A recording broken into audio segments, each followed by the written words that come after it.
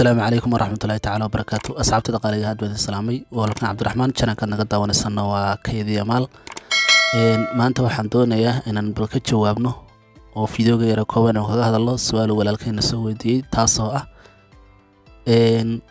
channelada qaar subscribe marka loo saaro dadka uu goosta marka channelada dadka subscribe ta goosanaya kuwa goostan isagoo kala ogaada haddaba balse inuu ogaano marka hore bal aanu tagno YouTube-keena oo aanu eegno channeladeenu waxay ku kala duwan yihiin kuwa subscribe ta kuwa ogolaanaya iyo kuwa laga noqsanayo okay marka hore aynu soo furno channeladeena calaamada tabana marka channelada ayaynu eegnaa markan bal waxay ku kala duwan yihiin labada channel aynu tusato insha Allah channeladan dhamaantood wax tarkaysa waa no subscribe wax halaaliyo wixii ay no subscribe macnaha waxa weeyaan way ku shaqeynayaan oo waa lagu siinayaa subscribe tii qofka oo saarto waa hadii aad hal daqiiqo iyo wixii ka badan aad daawato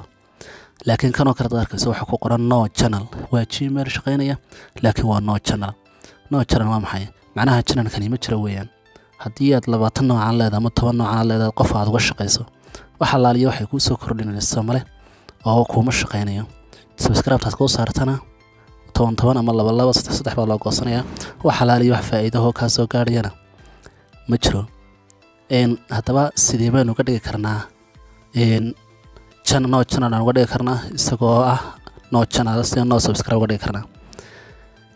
marka hore gmail-ka dul tagaysaa kadibna halkan ay create channel ay ku qoran tahay eed ku dhufanaysaa create channel halkan ay ku qoran tahay eed ku dhufanaysaa imika wad arkaysaa wuxuu ayuu shaqeynayaa marka wad arkaysaa wuxuu u baahan yahay in subscribe la sima video la soo geliyo taas buu kaaga baahanaya qofkii subscribe aad uga saartana markaad 3 daqiiqo ama 2 daqiiqo daawato waa uu ku shaqeynayaa marka